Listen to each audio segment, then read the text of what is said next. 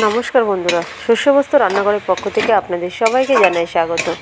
আজকে আমরা বানাবো লাল শাক ভাজা। এটা খুব সহজ রান্না, সহজ পদ্ধতিতেই দেখাবো। নিয়ে নিয়েছি আলু আর রসুন। রসুনটা থেতো করে তেলে দেবো, তার জন্য রসুন নিয়েছি। রসুন ছুলে নিয়েছি, এবার থেতো করে নিচ্ছি। রসুন থেতো করা হয়ে গেছে, এবার আলুটা ছুলে নেব।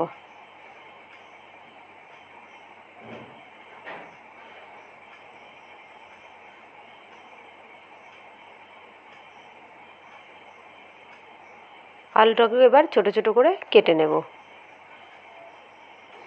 ছোট ছোট করে ডুমো ডুমো করে কাটবো আলুটা।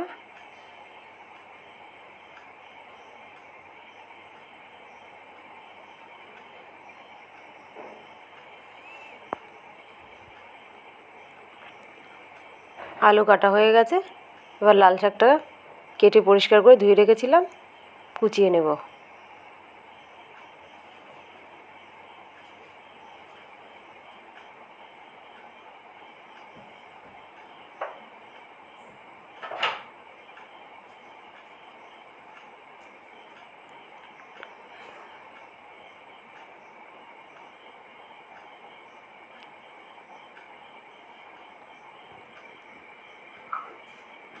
লাল শাক কুচানো হয়ে গেছে,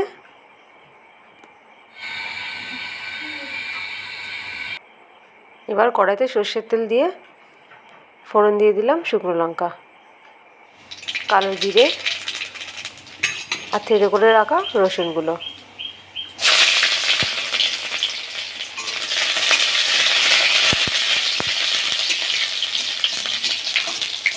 কারো যদি রসুন ভালো না লাগে তাহলে কালো জিরা আর শুকনো লঙ্কা ফোড়ন দিয়েও রান্না করা যায়।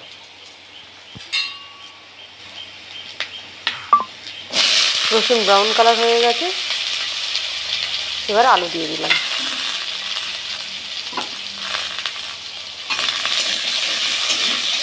এবার আলুটাকে ভেজে নেব।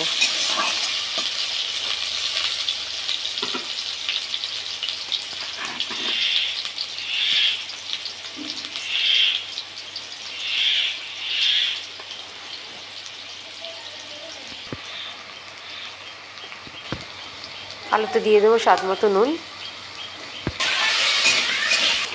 একটু হলুদ গুঁড়ো। এবার আলুটাকে লাল লাল করে ভেজে নেব।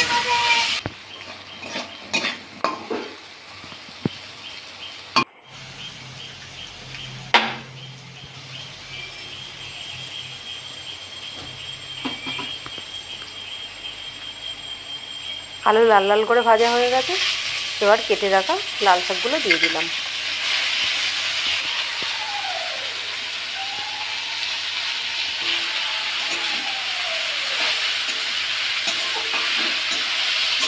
লাল শাক আলু একসঙ্গে মিলিয়ে নেব।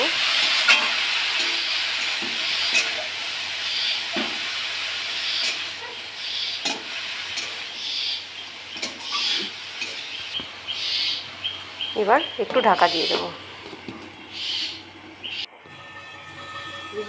5 মিনিট ঢাকা দিয়ে দিয়েছি, এবার ঢাকা তুলে দেখবো কেরম হয়েছে।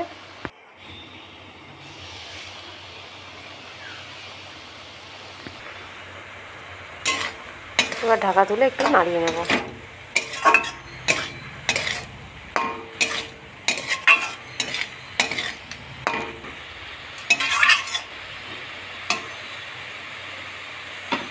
শাক হয়ে গেছে, এবার নামিয়ে নেব।